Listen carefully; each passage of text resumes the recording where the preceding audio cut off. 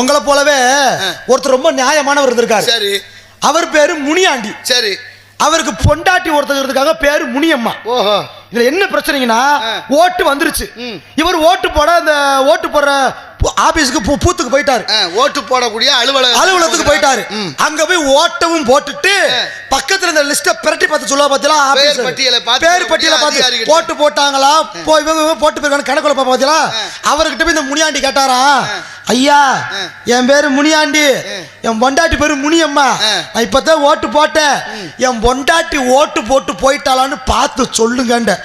அவர் அந்த பக்கத்தை பிரட்டி பார்த்துட்டு, ஐயா உங்க பேரு முனியாண்டியா, உங்க பொண்டாட்டி பேர் முனியம்மா, உங்க பொண்டாட்டி முனியம்மா ஓட்டு இப்பதாங்க பதிவாயிருக்கு, கொஞ்ச நேரத்துக்கு முன்னாடி ஒரு 5 பேருக்கு முன்னாடி தான் ஓட்டு போட்டு போயிருக்காங்க, இங்க பதிவாயிருக்குன்னு சொல்ல இந்த முனியாண்டி ஒப்பாரி வச்சு அழுதுருக்காரு.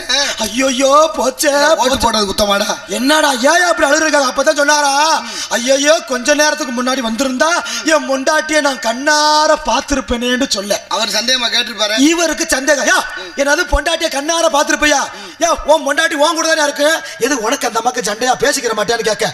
அப்பதான் முனியாண்டி சொன்னாரா, எனக்கு என் பொண்டாட்டிக்கு சண்டையெல்லாம் கிடையாது, வேற என் பொண்டாட்டி முனியம்மா செத்து போய் 15 வருஷம் ஆச்சு, ஓட்டு போடுற அன்னைக்கு மட்டும் வந்து ஓட்ட மட்டும் போட்டுட்டு போறா, எப்படின்னு தெரியலண்டாரா. உங்க லட்சணம் அப்படி சொல்லுது.